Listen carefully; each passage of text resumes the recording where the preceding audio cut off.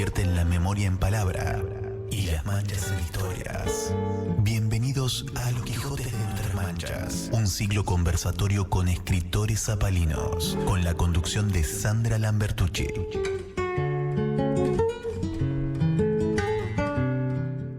Bienvenidos a Los Quijotes de Nuestras Manchas, ese espacio sonoro donde la tinta cobra vida y las palabras se vuelven brújulas en el mapa de nuestra ciudad. Cada semana nos acercamos a los rincones de nuestra escena literaria local para conversar con escritores que trabajan entre la memoria colectiva y la imaginación individual, entre calles, plazas y archivos que laten con historias por contar. Aquí no solo hablamos de libros, exploramos procesos, motivaciones, influencias y el oficio de escribir desde nuestras comunidades. Queremos escuchar las experiencias de quienes crean, comparten sus retos, sus logros y los fragmentos que nos invitan a detenernos, a imaginar y a soñar con otros mundos posibles.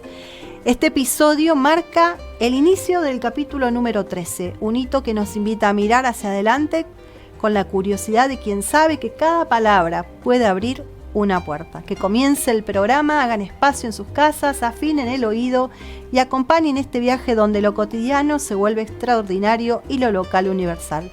Bienvenidos a esta nueva experiencia.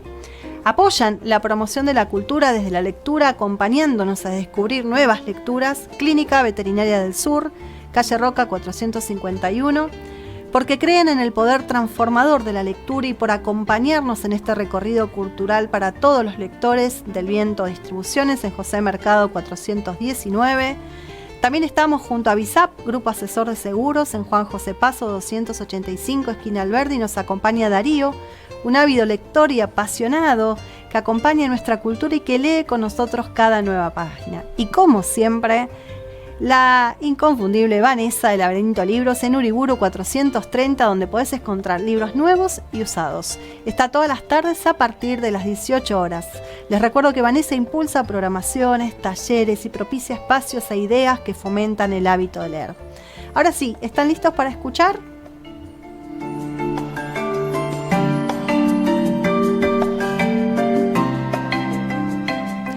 Hoy tenemos una invitada que es más conocida como Adro, pero su nombre es Adriana Villalobos. Ella nació en Zapala el 14 de marzo de 1971. Tiene un vínculo con el arte desde muy chiquita a partir de su familia materna.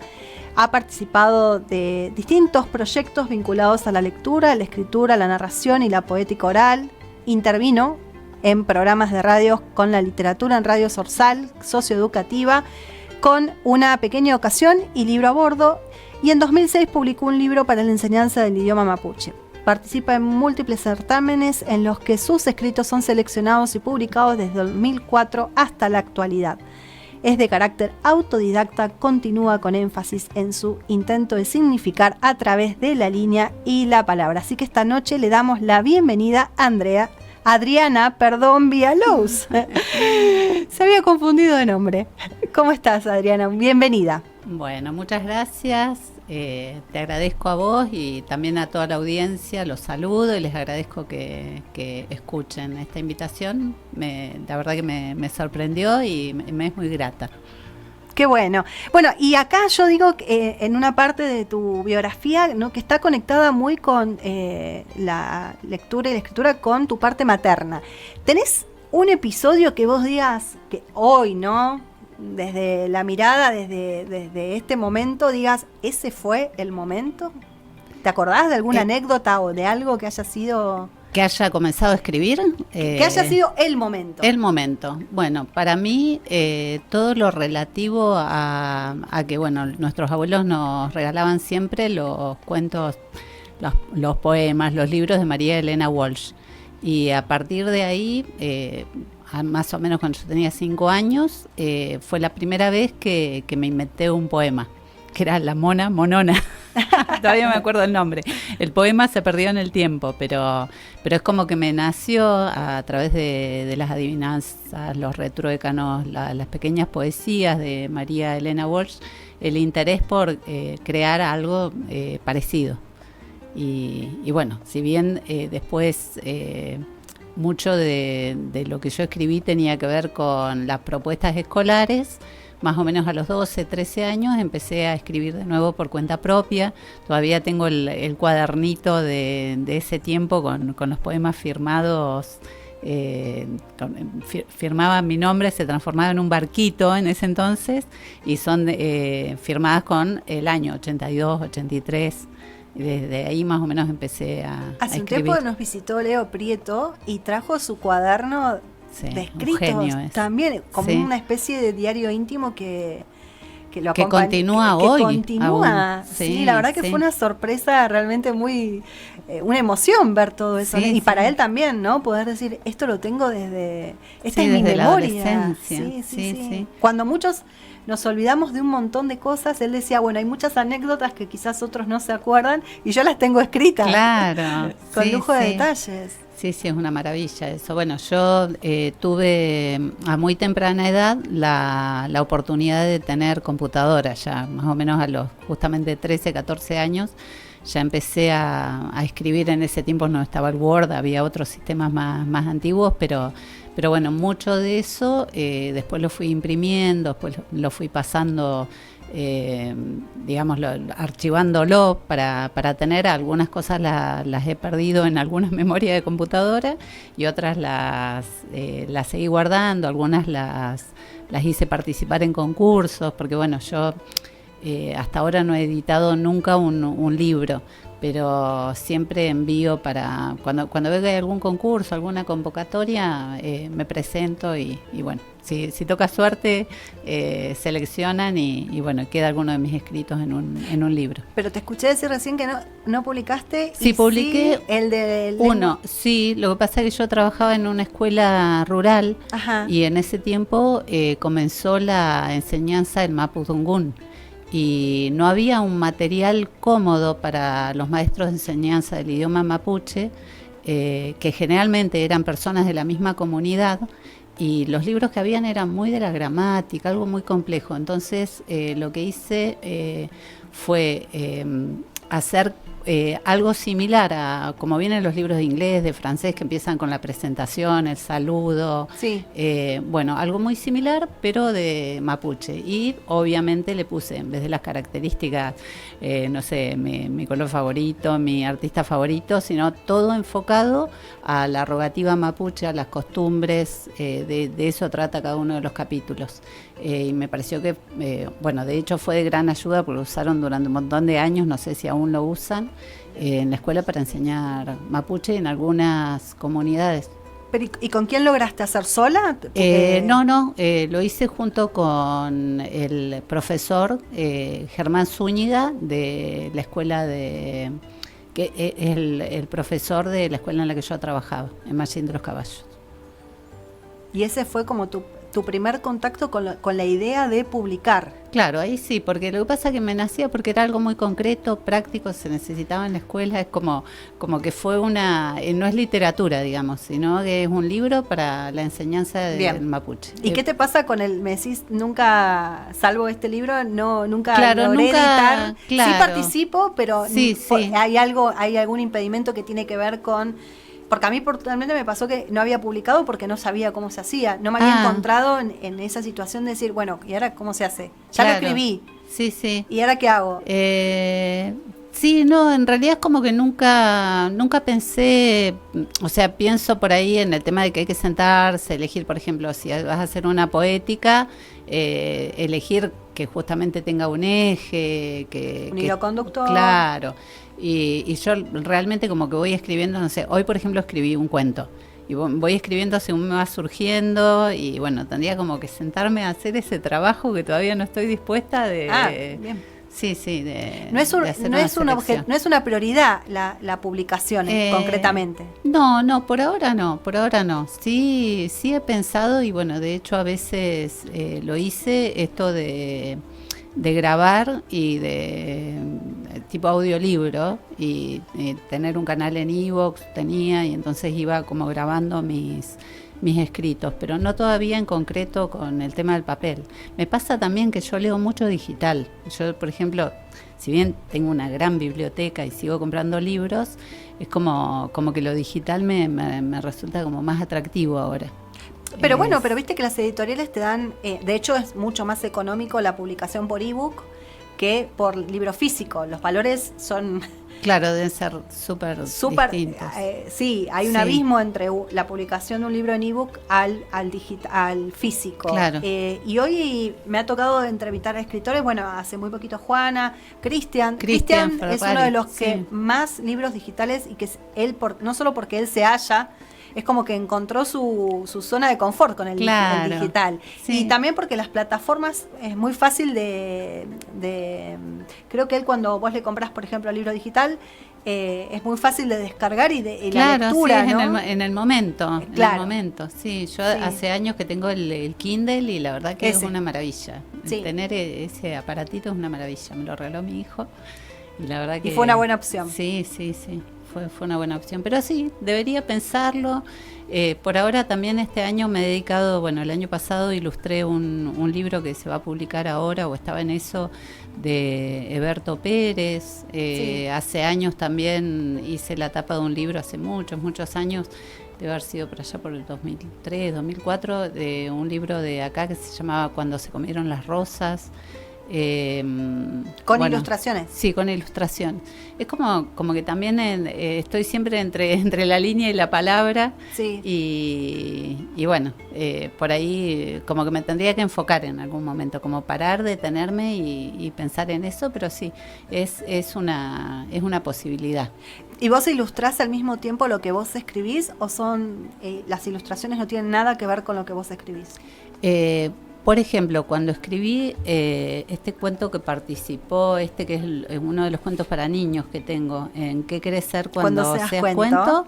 Bueno, hice todas las ilustraciones que corresponderían a ese cuento, de todos los animales, los paisajes, que bueno, tendría que separarlo de acá. Claro, y que no sé si podemos. Propia... Sí, creo que sí. Sí, creo que sí. Porque tiene Creative Commons el tipo de derechos. Bien. Sí, incluso a mí me hicieron una reforma a último momento, igual que a mi hijo Gad, que no nos gustó para nada cómo quedó. Que yo lo volvería. Sí, el último retoque no lo supimos, no nos enteramos, lo vimos recién cuando se editó. Es más, ni siquiera cuando se editó, porque como siempre lo leía yo del mío, del que yo tenía impreso. Me acuerdo que cuando fue la presentación esa, que Gad estaba en Polonia, esa que hicimos juntos. Por Zoom. Por Zoom. Sí. O algo así. Los dos nos sorprendimos, porque fue la primera vez que los leíamos del libro, porque no lo habíamos leído antes, y como que nos quedamos terminando de leer, pero pensando, esto no lo escribí yo. Así que a mí me gustaría hacerlo como lo hice yo originalmente. No me gusta, hay un retoque ahí que no me gustó. Ahora que lo mencionás, sí, tenés razón. Creo que el último golpe de horno, como se lo dieron ellos. Se lo dieron ellos, tenés razón. Sí, porque a mí me pasó lo mismo con Juan. En mi caso no me desagradó, pero creo que en la vorágine que tuvieron con respecto a la presentación, lo manejaron de esa manera. Claro, sí. Porque, por ejemplo, vos tenés ahí el más grande. Sí, el último. El de las poesías, Panorama Contemporáneo. El Panorama Contemporáneo, a mí por lo menos me preguntaron, mira, necesito mover esto. Claro. ¿Es posible? Ahí no, en el mío ahí no vi ningún cambio, pero recuerdo que el de Gad, el de mi hijo, tenía la particularidad que cambiaba mucho con un punto y aparte, y como que le unieron eso, en vez de dejarle el punto y aparte. Y a veces es radical el cambio. Claro, y entonces quedó como muy sorprendido. Pero bueno, eso también lo hablábamos el otro día con mi hermana sobre el tema de, que bueno, va a ser tu próxima invitada, con el tema de las correcciones. Yo también por ahí me he dedicado a corregir algunos libros, por ejemplo uno de los de Cristian. Y bueno, y este tema de que siempre uno como que tiene que consultar, ¿sí? Cuando haces correcciones o de otras personas que también me han pedido que haga alguna corrección, y la haces como sugerencia, a veces, sobre todo estas cuestiones que tienen que ver con el estilo, porque bueno, uno corrige cuestiones gramaticales, corrige puntuación, acentuación, no sé, un montón de cosas, pero cuando encontrás algo de estilo, es como que me parece muy importante que lo sepa. Que claro, que el escritor sea parte de, si quiere hacerlo o no quiere hacer la modificación. Bueno, una de las cosas que hacen cuando vos contratás, por ejemplo, una editorial, ellos, no te digo que sea perfecta, porque posteriormente yo he encontrado algunos detallecitos que vos decís, bueno, si lo corregiste, no se te debería haber pasado, Claro. que por ahí en una lectura ya final, que vos decís, bueno, después de tanto tiempo, porque hay un ida y vuelta, de tantas correcciones, la prueba de galera y demás, ya esto no, tanto a mí, yo lo reconozco como a mí, como a quien corrigió, ¿no? Pero ellos hacen ellos te ofrecen una corrección que te preguntan, te van preguntando previamente, que me parece que está muy bueno. No se mueven si vos no les das el ok. Claro. Eso es lo que tienen, sí. me ha pasado, ¿no? Y también me han corregido, por ejemplo, Tomás Watkins, que es uno de los que me ha prologado y me ha corregido. Y siempre hay tiene que haber.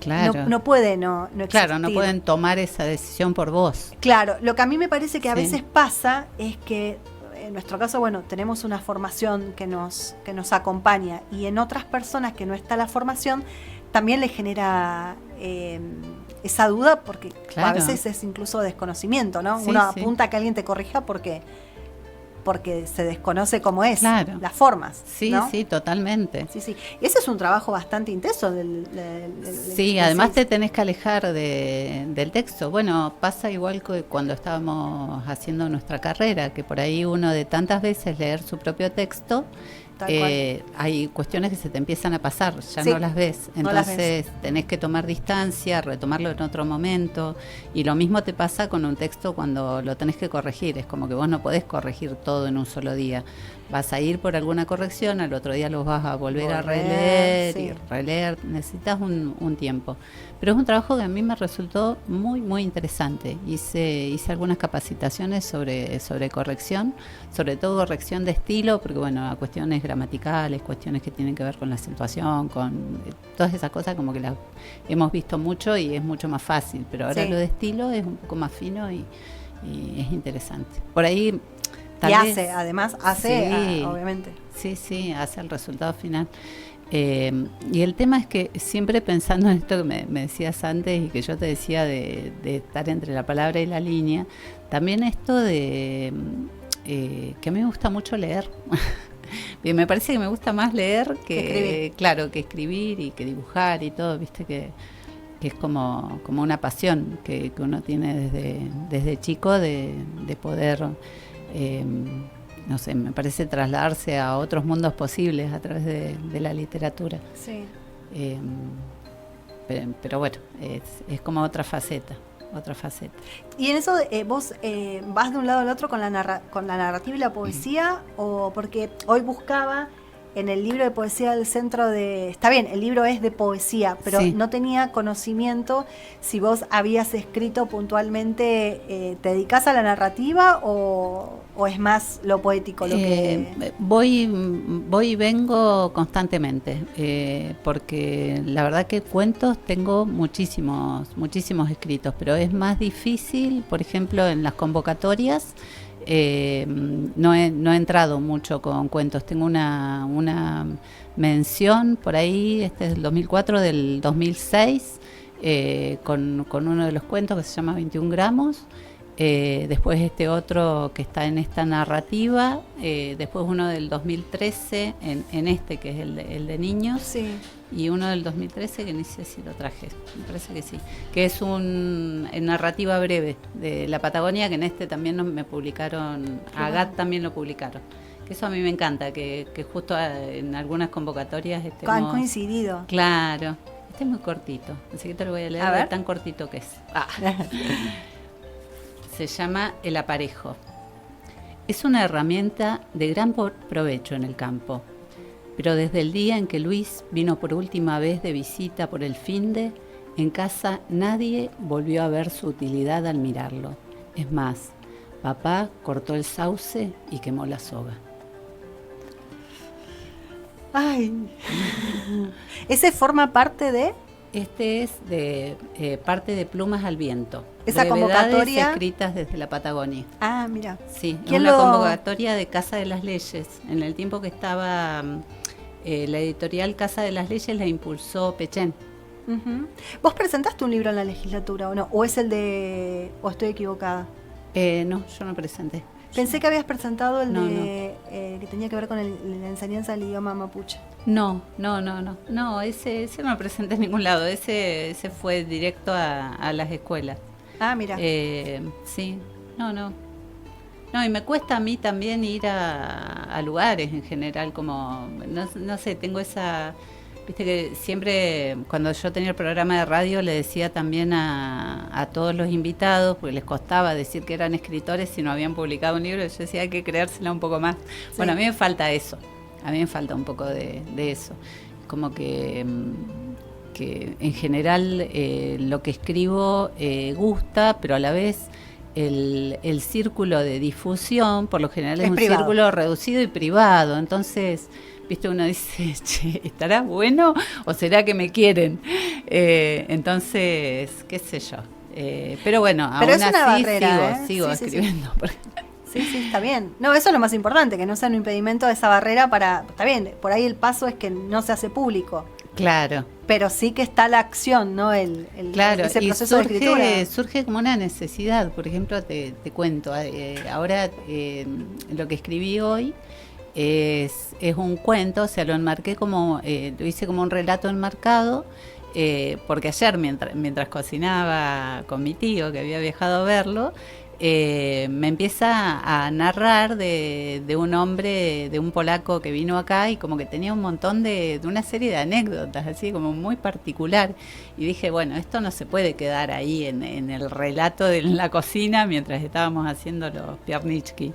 Así que bueno, hoy me senté y empecé a ver cómo lo acomodaba, cómo hacía. Primero casi siempre pienso al final cuando es un cuento, para que de alguna forma resulte sorpresivo, que tenga algo que te impacte al final. Y después, bueno, acomodé el resto de las anécdotas como para viajar un poco al pasado, un hombre que venía de la guerra, qué sé yo, tenía un montón de episodios así. Fue quien terminó siendo el fundador de Picún Leu Fu.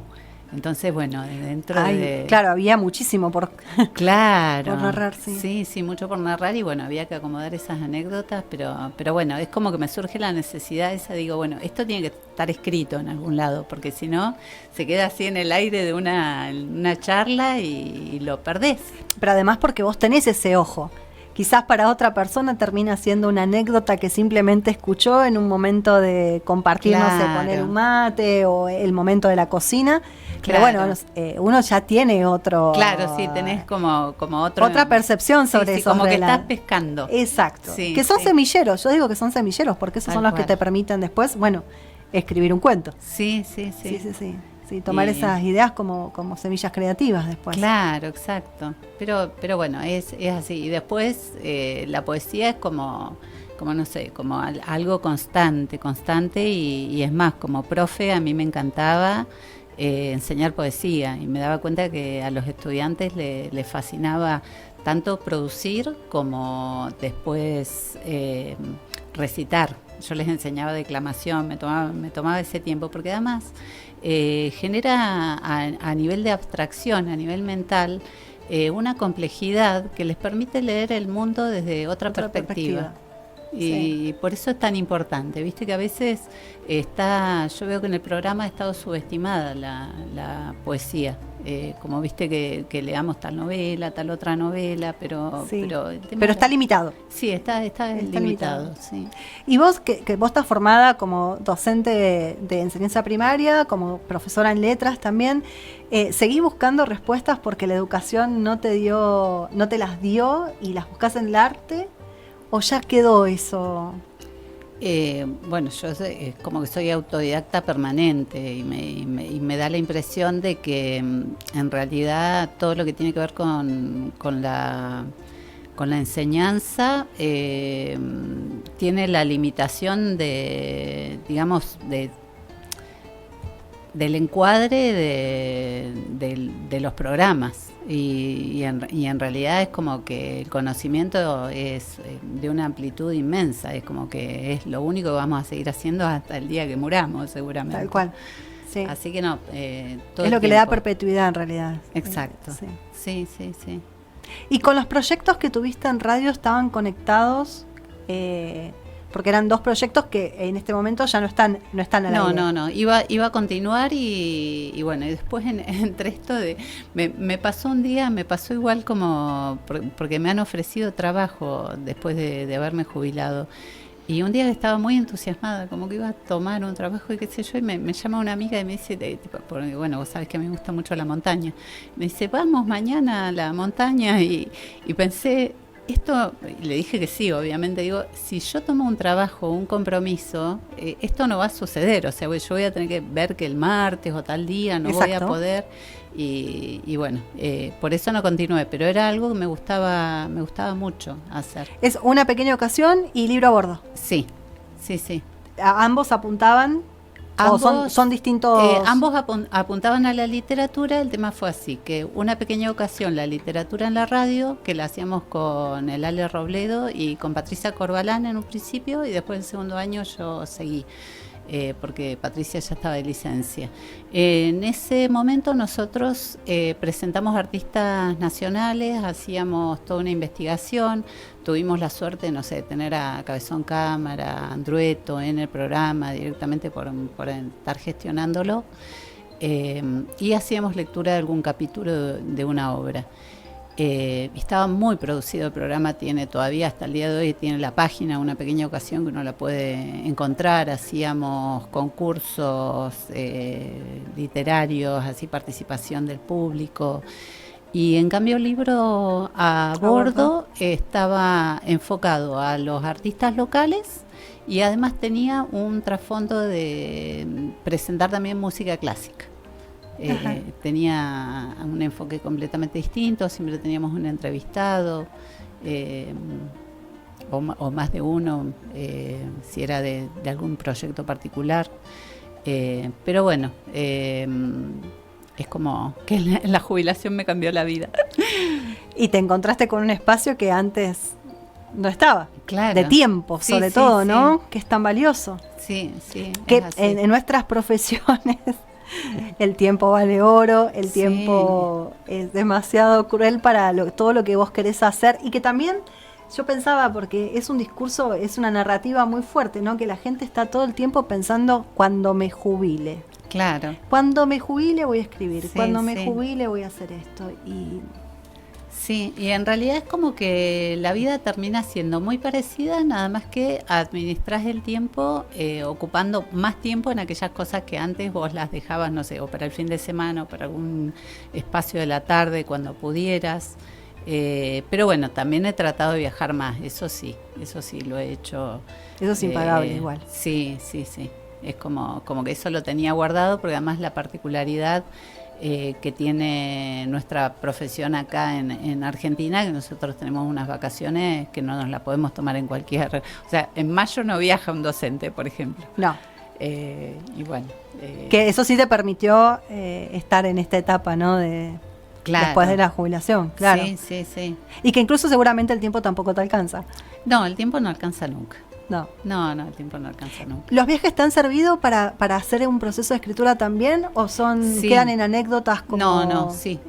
También parte de los viajes he recopilado momentos, historias, cuestiones que se me ocurrieron. No sé, estoy escribiendo ya hace un tiempo de eso de mis viajes a Buenos Aires, porque siempre salgo a correr en el Parque Centenario, que queda cerca de la casa de mi hermana, y entonces, bueno, estoy escribiendo hace tiempo, que quiero enfocarlo para que sea una novela, historias que tienen una unión de diferentes personajes a partir de lo que se escucha todos los días cuando salís a correr en el mismo horario, en el mismo lugar, y vas captando las mismas personas que vienen y charlan. Entonces, bueno, ahí se entrecruzan las historias. Un relato salvaje. Claro, algo así. Sí. Y bueno, no sé, de viaje a Europa también, de lugares que tienen que ver con mucho con las anécdotas referidas a lo de mi abuelo, mi abuela, mi familia. Hay un montón de insumo entonces. Sí. Tengo mucho, me tengo que organizar y voy anotando. Tengo un anotador, escribo, muchas veces escribo en las notas del celular, o me grabo, viste que tenemos esa posibilidad de mandarnos a nosotros mismos. Sí.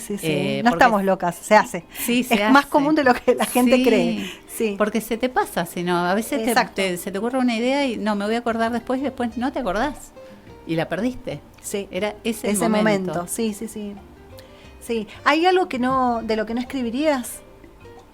¿Hay algo que vos decís, esto no, sobre esto no? La verdad que nunca me puse a pensar en si hay algún tema del cual no escribiría. No, me parece que no es una cosa que la haya pensado. Tal vez lo pueda haber, pero... O sea, que tengas cierto como recelo como de decir sobre hablar sobre esto o... No, por ahí, a ver, he escuchado, no sé, suponete poesía erótica o algo así, y no es algo como que me guste. Tal vez sobre algo así no escribiría, porque como que no me... No te hallas cómoda. No. Como que no me resulta interesante, digamos, no sé. Sí. No, hay gente que por ahí hay cosas que resguarda que... no sé, yo he concentrado en novelas en los que no tienen nada que ver ni con mi vida y no hablo nada de lo que tiene que ver sobre mi vida, son creaciones. Claro. Y quizás en la poesía sí tengo más, me permito un poco más como esa de desvestirse, ¿no? Con la palabra y decir, acá puedo soltar un poquito más, pero bueno, qué sé yo. Sí. No, igual, qué sé yo, tengo, no sé, me parece que sugestivas, algunas poesías sugestivas o que tienen que ver con el amor romántico, con algunas cuestiones del deseo tengo, pero bueno, se me ocurrió pensar en eso en particular porque me acuerdo de haber escuchado y como que no me resulta... no sé qué te diría, porque no quiero ofender a nadie que lo utilice, pero como que me parece más lo sugestivo que lo explícito. Claro. Eso. ¿Te gusta más? Sí. Eso. Y en tiempos ahora de esta fragmentación mediática que hay, de ese uso de redes, ¿vos sos activa? Sí, cuando tengo algo que me gusta, cómo quedó, y bueno, tengo algunas publicaciones ahora que estoy pensando... mi hija me mataría si no lo digo. Bueno, tengo algunas publicaciones digitales que han hecho en la revista Árida, que es una revista digital, y también ahora participé en un concurso que se llama Crónicas Patagónicas, que participaron cientos de personas y quedé entre los 10 finalistas. También con una... Hay un escritor montanaro que publicó el diario Río Negro, ¿puede ser? Sí. Ese concurso es. Claro, ese concurso Mirá vos. es. Sí. Que bueno, que la verdad que estuve súper emocionada. Hace un mes más o menos, no me acuerdo cuándo, cuando vi que había sido seleccionada, es como que... Sí. Fue un montón para mí, porque además trabajé mucho en esa crónica, porque era un escrito que no era una crónica, pero que me gustaba porque, y había que acomodarlo. Claro, y había que acomodarlo y lograr que lo fuera. Claro. Y me llevó muchísimo trabajo. Estuve, viste que cuando te entusiasmas te sentás y de vez en cuando tenés que parar porque no sentís las piernas o se te acosquillan. O pasaron 4 horas y estás en el mismo lugar. Sí. Pero bueno, con mucho trabajo lo envié y quedó entre los finalistas. Y bueno, y eso también me dio ánimo. Es una motivación igual. Claro, mi hija me decía, mira, con ese antecedente, mamá, por ahí capaz que lo podés mandar también a alguna editorial y citar que estuvo entre los finalistas, qué sé yo, para ver si alguien te lo quiere publicar. Que por ahí, bueno, puede llegar a ser una posibilidad. Puede ser una posibilidad. Sí. En esto que te preguntaba de las cuestiones de redes y demás, que te preguntaba por eso si vos tenías algún criterio para decidir qué contar y qué dejar en silencio. Cuando me gusta algo, que digo, no, si lo hubiera escrito otro, esto me gustaría a mí, yo lo leería, me gustaría, lo publico. Y a la vez, en Instagram, por ejemplo, que mi Instagram está abierto, al público, como yo muchas veces dibujo, y a la vez ese dibujo que hice hace que se me ocurra algo para escribir, entonces escribo un poema corto, un cuento. Ahí tengo muchos escritos en Instagram, que bueno, no están en otro lado, que a veces también pienso, porque a veces los escribo directamente ahí, los tengo que copiar y pegar en algún documento, que lo voy a hacer algún día, porque me pasó hace 10.000 años, en el 2005, yo tenía un fotolog. Capaz que vos eras muy joven, querida. Pero bueno, era que vos ponías una foto y ponías un escrito. Y parecía en ese momento que eso iba a durar para siempre, el fotolog. Y lo cerraron. Y te quedaron ahí. Quedaron ahí. Me acuerdo que mi hijo también escribía. Me acuerdo que tenía, porque yo usé mucho en esa época, como un recurso didáctico, el fotolog. Entonces tenía uno de literatura que se llamaba Literatos, y FD13, porque en ese tiempo daba clases en tercer año, y que también había muchas producciones de alumnos y todo, y bueno, eso se perdió para siempre en la estratosfera. Quizás la nube. Quizás esté, porque supuestamente dicen que todo lo que, incluso hasta hoy, que son un peligro las redes, porque todo queda... Tal vez, pero leí hasta un artículo que decía que cerraba Fotolog para siempre, me acuerdo, en un diario. Así que, y ahí quedó. Sí, ahí quedó. Pero bueno, por eso hay que resguardar también, hay que hacer copia de todo, hay que buscar de no escribir solamente digital, por ejemplo, de hacer alguna clase de copia. Bien. Pensando en proyectos a futuro, ¿hay algo, o sea, hay libros o voces que te gustaría dejar así como herencia para otros lectores, como si fuese un legado? Y parte de... Sobre todo porque tenés experiencia en radio y tenés experiencia en educación, ¿no? Hay mucho en realidad. Sí, tengo como proyecto esto de que quede grabado, que bueno, que en algún momento porque a mí me gusta, además de leer, digamos, en voz baja y para uno, a mí me gusta mucho leer en voz alta. El podcast. Y claro, eso he pensado, hacer como podcast. Porque además está en auge, es algo que está tomando una fuerza importante. Y que no te implica ese compromiso de, por ejemplo, porque bueno, vos sabés, ahora vos tenés tu programa de radio y entonces los martes a las 20 vos tenés ese compromiso. El podcast da como otra libertad. Exacto. Y por ahí, bueno, por ese lado, hasta me compré el micrófono. Lo tengo comprado hace un año. Eso, sí, yo creo que eso es algo que se viene y al que nos vamos a también que tener que adaptar, o sea, adaptar o ayornar o incorporar o no, cada uno, pero en esto de que nos gusta la lectura, que nos gusta que la palabra circule, que la palabra esté dando vueltas, está bueno llegar. El podcast también me ha permitido a mí, no lo uso yo, si bien tengo algunas grabaciones, nunca le terminé por falta de tiempo. De agarrar la mano. Sí. Entonces lo que hay es bastante escueto, o sea, bastante pobre, pero sí he participado de entrevistas que se hacen por podcast. Claro. Y que obviamente requieren de alguien que conozca. Yo la verdad que no conozco. Pero bueno, será que cuando me jubile será una posibilidad. Un par de años más. Un par de años más y quizás sea una forma de también, ¿no? De que la voz... se perpetúe. Se perpetúe la propia voz. Sí, ¿no? sí. Y bueno, y es muy... pienso yo para un legado, por ejemplo, que yo me he emocionado encontrando grabaciones de mi abuelo, por ejemplo.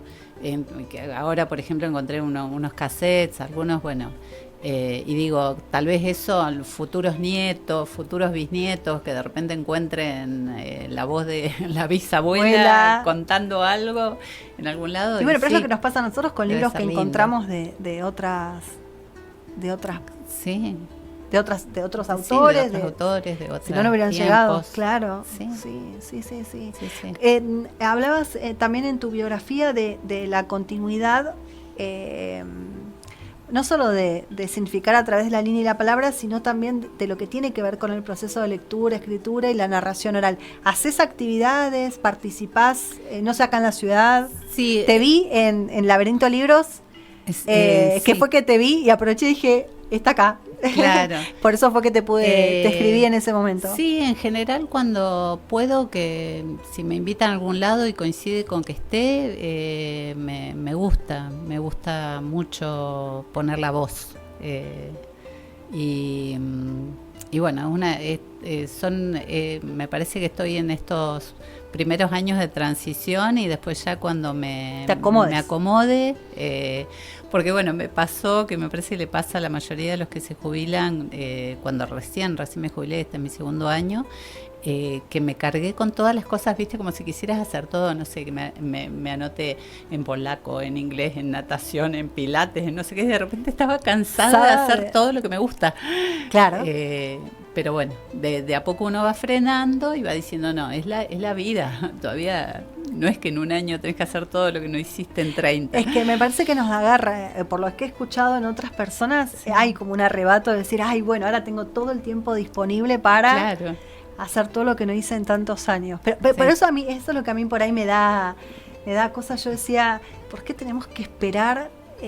¿Por qué no podemos en el mientras tanto aprovechar para hacer otras cosas? Hay que aprender. Y cosas que no nos enseñan a eso. No.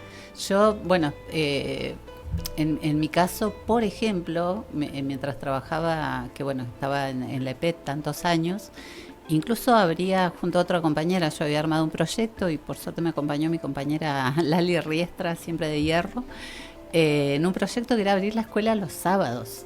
Bueno, vos lo supiste porque era en el tiempo que estudiábamos, hacíamos la carrera. Y estuve hasta el 2017 abriendo la escuela los sábados. O sea, impensado. En ese momento vos ejercías en EPET. En la EPET. Claro, vos eras profe en la EPET. Era profe en la EPET. Era un proyecto que se llamaba Escuela Abierta y que bueno, había un taller de dibujo, taller de guitarra, bueno, si cualquiera quería hacer, no sé, un sábado en la escuela estaba abierta. Pero bueno, digo, llega hasta ese punto la alienación que tenemos con respecto a la escuela, porque no me arrepiento del proyecto ni nada, pero es como que la vida pasa por la escuela, nos pasa a los docentes, no le pasa a otras personas. No.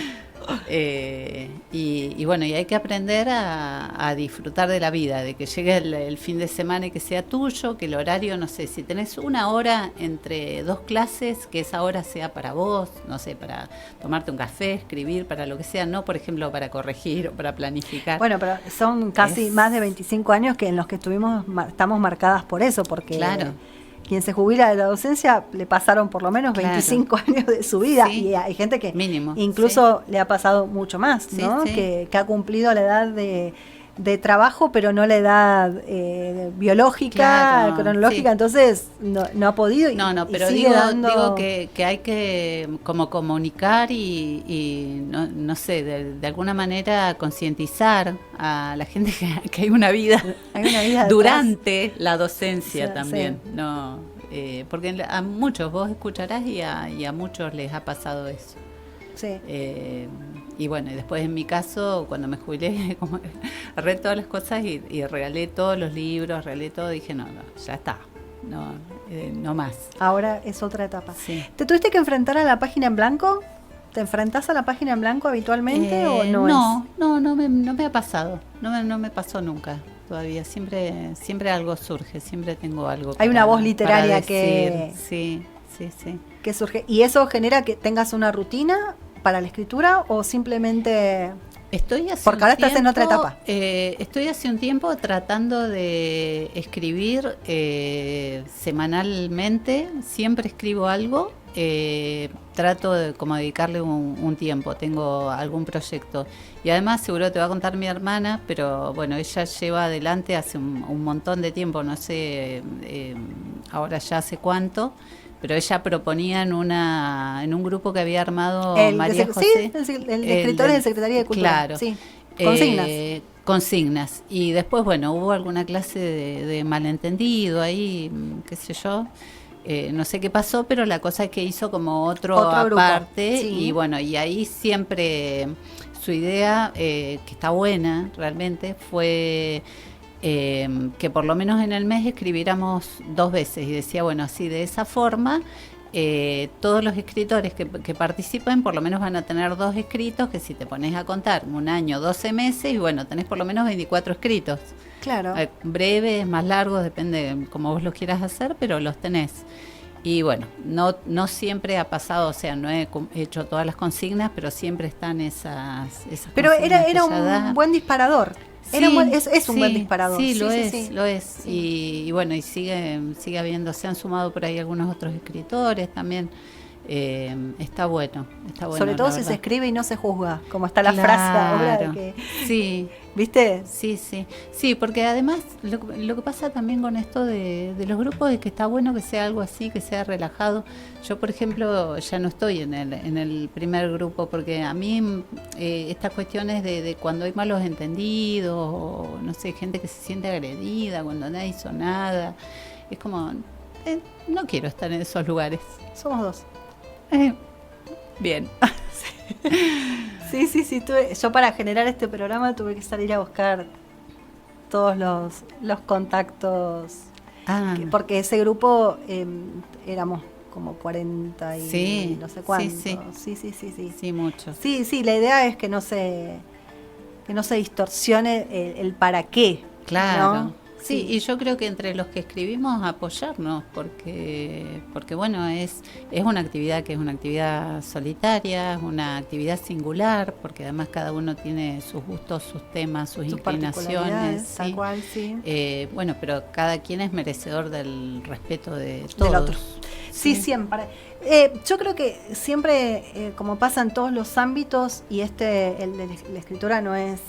Porque esta tiene todos los ámbitos, digo, siempre hay ciertos recelos en las instituciones escolares, escuchás que hay en el hospital, que hay en la policía. Lo cierto es que no hay una carrera de escritor.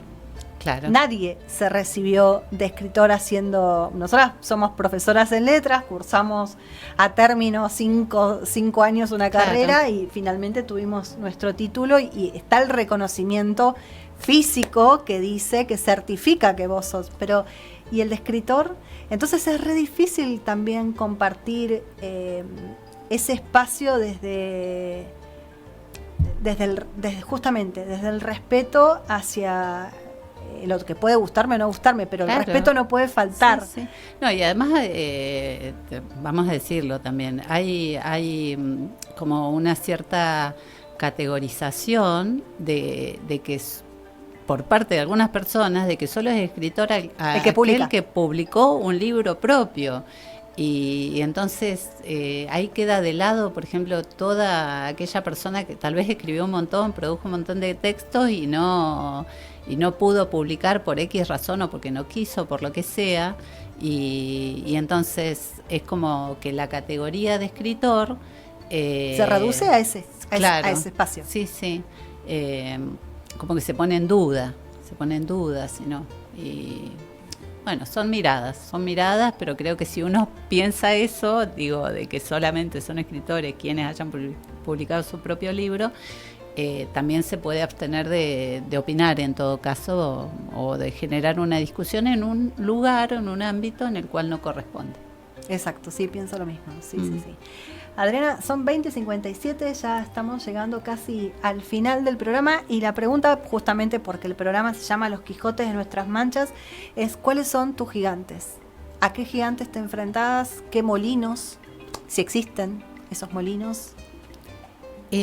A veces, sobre todo cuando hago alguna clase de escrito que sea muy verosímil, pienso a veces en el juicio de quienes puedan verse reconocidos en ese personaje. Exacto. Eso a veces me da un poco de como que me obliga a modificar algunos aspectos, por una cuestión de prurito, de cómo se sentirá el otro. Sí. Me parece que ese es. Sí. Yo solo trabajé mucho con la idea de lo que es ficción, y desde ahí me he podido argumentar, o sea, he podido armar mi narrativa argumentativa con respecto a lo que escribo, sin tratando sin ese temor. Sin ese temor. Me pasó... Sí, yo lo tengo que trabajar en psicólogo seguramente, porque mirá que te estoy hablando de la mirada del otro, el juicio del otro. Me pasó una vez, hace muchos años, de publicar un texto en Facebook, cuando Facebook era donde se podía... Se publicaba. No tanto Instagram, sino Facebook. Sí. Y tener que ponerle, tías, es ficcional. Porque la historia era tan fuerte y tenía tantos datos verosímiles, o sea, porque el efecto yo lo quería buscar, era lo que yo había escrito, que tuve que poner entre paréntesis que ponía... Ficcional. Claro, no me pasó, no soy la protagonista, pero porque no está incluido... Yo no digo que todo el mundo lo tenga que saber, capaz que es un error de uno pensar que el otro lo tiene que entender. Sí. Pero pasa con las ficciones que aparecen en la televisión, que tenés un cartel que dice... Igual estoy pensando que me ha pasado algo muy gracioso, que es a veces escribir algo que nada que ver, porque se me ocurrió hoy, y que alguien se sienta...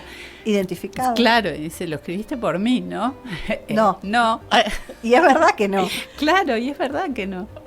Sí. A mí me preguntaba el otro día, hace unas noches atrás, mi sobrina... me preguntaba sobre una novela y me decía, ¿y todo eso vos tenés en la cabeza? Y es parte lo que pasa es que uno no es que tiene todo eso en la cabeza, uno tiene tanta lectura, porque aparte no hay escritor que no lea, que le digo, hay ideas que surgen y que uno está en este punto de que todo es. No es que estemos al acecho, pero sí estamos en esa búsqueda de ideas que quedan dando vuelta y que después yo las tengo que materializar en el papel. Sí.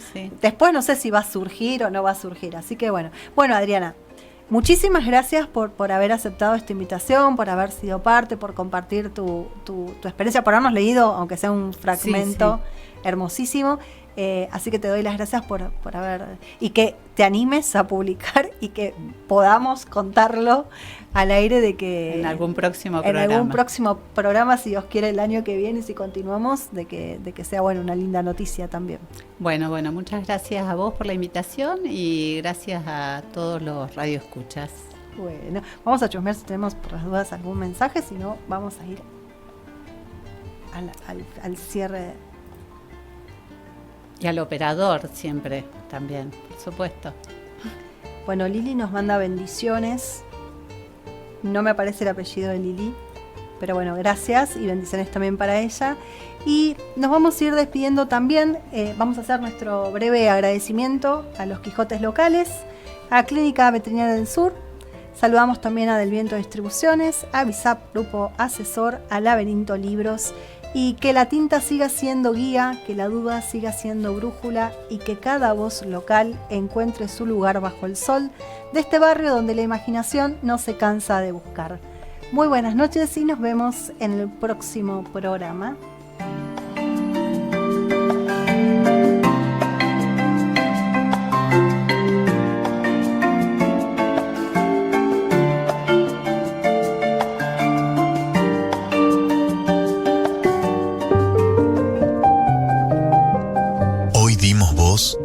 Huellas.